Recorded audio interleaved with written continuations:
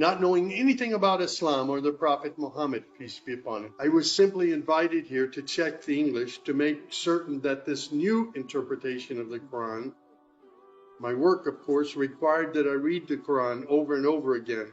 I was shocked as I read to find that Jesus, peace be upon him, was often mentioned in the Quran. Jesus was presented as one of the greatest prophets.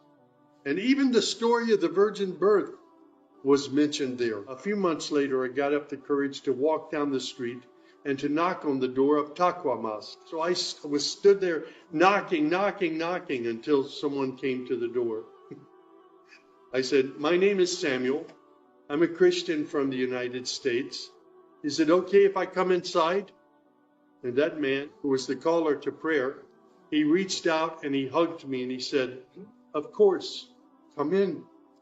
I felt God's presence in that mosque where I said Al-Shahada.